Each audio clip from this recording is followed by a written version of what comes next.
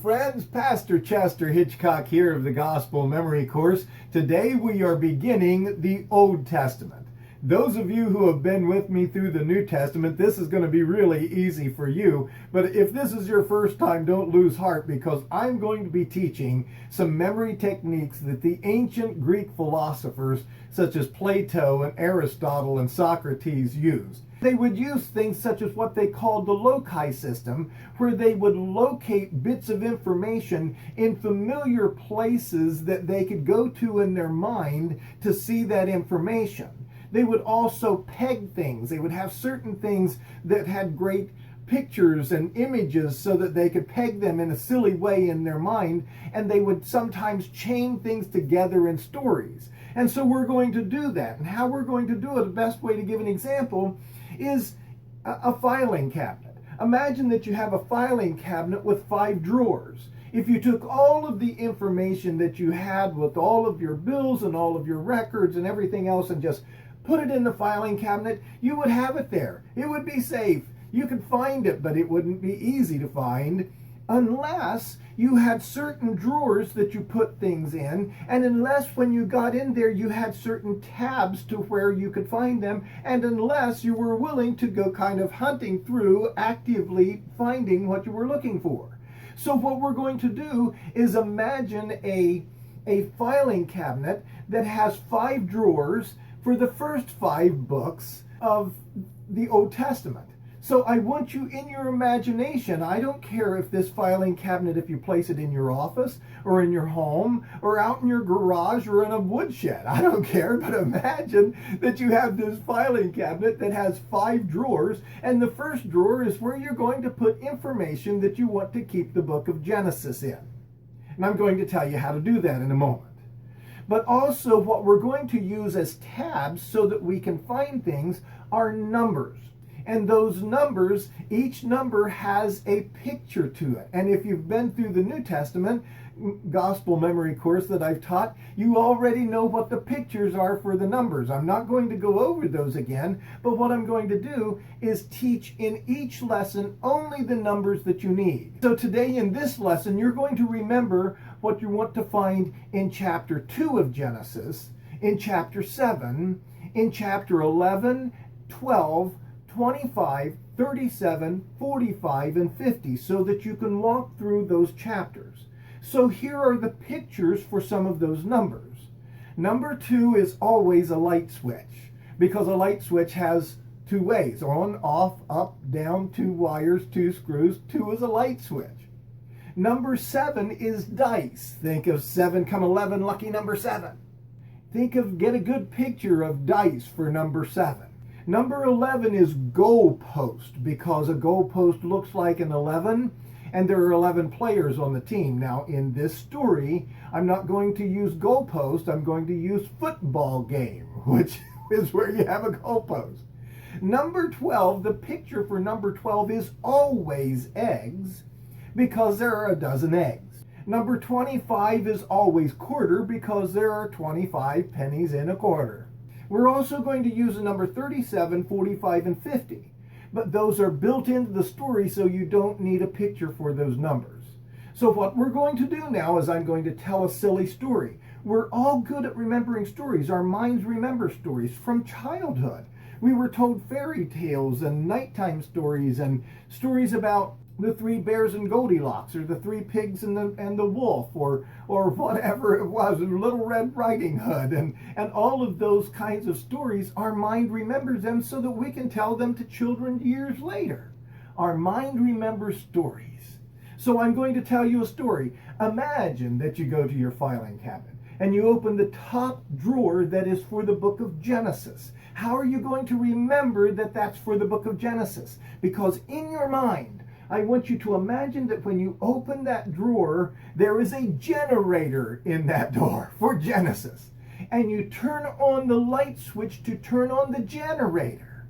And when you turn on the light switch, 2 trees grow up out of that drawer and out of that generator. Why? Because in chapter 2, you find the story of the 2 trees. 2 trees grow up out of the generator. One tree is poison and the other one isn't. Okay? And then beside of those two trees, there is an old man by the name of Noah who is leading animals into the ark. And he asked you to help him, but you told him that you need to roll the dice to figure out if you're going to help him or not. Why? Because in chapter 7 is where Noah is leading animals into the ark. And you tell him you need to roll the dice to see if you're going to help him because there is a football game. There's number 11, chapter 11 for the Goalpost. There is a football game going on in town over by the Tower of Babel. Why? Because in chapter 11 is where you find the story of the Tower of Babel. Your friend Abram is going to bring egg salad sandwiches. Why egg salad sandwiches? Because eggs are number 12. So in chapter 12 is where Abram leaves home, leaves Ur of Chaldees, his father's home, to go where God leads him. So your friend Abram is going to bring egg salad sandwiches because the soup at the game costs 25 cents a bowl plus your inheritance. Why? Because that is where Esau sells his birthright, his inheritance, for a bowl of soup in chapter 25. You were going to stop at Joe's diner on the way to get something to eat, but you found out that Joe's brothers sold him so that they could buy tickets for the 37-yard line. Why? Because in chapter 37 is where Joseph's brothers sell him into slavery to the Egyptians. But I want you to keep an eye out for the quarterback, number 45. Notice on the back of his jersey it says Joseph. Why? Because in chapter 45 is where Joseph's brothers see him again. But as you're watching, the quarterback, he gets tackled on the 50-yard line. Why? Because on the 50-yard line is where Joseph dies. Now those are the pictures. I'm going to tell you the story again. You open the filing cabinet. You turn on the generator with the light switch and two trees grow up out. And beside the two trees, one is poison, one is not. Beside the two trees is an old man by the name of Noah, who is leading animals onto the ark, and he asked if you will help him. And you told him you have to roll the dice first because there's a football game going on in town over by the Tower of Babel. And your friend Abram is going to bring egg salad sandwiches because the soup at the game costs 25 cents a bowl plus your inheritance.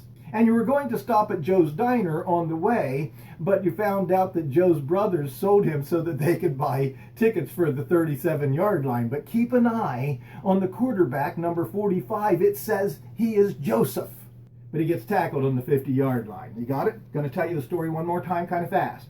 Imagine, see this picture, see this story happening. You pull open the drawer, here's a generator, you turn on the light switch, and two trees grow up out. One is poison, one isn't.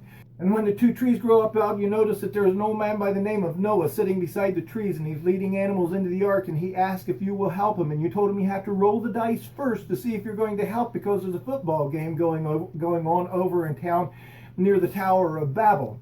And your friend Abram is going to bring egg salad sandwiches because the soup at the game costs 25 cents a bowl plus your inheritance. You were going to stop at Joe's diner to get something to eat, but you found out that his brothers sold him so that they could have tickets for the 37-yard line. But keep an eye on the quarterback. He's number 45. His name is Joseph, and he gets tackled on the 50-yard line. There's the story. Now, I know that you have that story anchored in your mind, even though I've told it to you rather quickly. And how I know that you do is because now I'm going to tell you the story again, and I'm going to change one or two things in there. And you tell me if you catch what I've changed. You open the drawer, you turn on the light switch for the generator, and two trees grow up, and one is poison and one isn't. And beside the two trees is an old man by the name of Noah, who is leading animals onto the ark, and he asked if you will help him. And you told him you'll have to roll the dice first to find out because there is a football game going on in town near the Tower of Babel. And your friend John is going to bring egg salad sandwiches because the soup costs 25 cents plus your inheritance. And so you were going to stop at Joe's diner to get something to eat until you found out that his brothers sold him so that they could have tickets for the 37-yard line. But keep an eye on number 45 because his name is Bob, and he gets tackled on the 50-yard line. Did you notice what I changed? It was Abram, not John.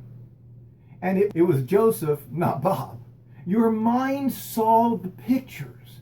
And if you tell yourself this silly story 3 to 12 times over the next 72 hours. And more specifically, if you run this story through your mind over and over again for the next week, because next week I'm going to put up the memory points for Exodus, in your mind you will have these anchored, and you will be able to say in chapter 2 are the 2 trees, and in chapter 7 Noah leads the animals into the ark, and in chapter 11 is the Tower of Babel, and chapter 12 is where Abram leaves Ur of Chaldees, and in chapter 25 is where Esau sells his birthright, and in chapter 37 is where Joseph is sold into slavery, and chapter 45 is where his brothers see him again, and in chapter 50 is where Joseph dies.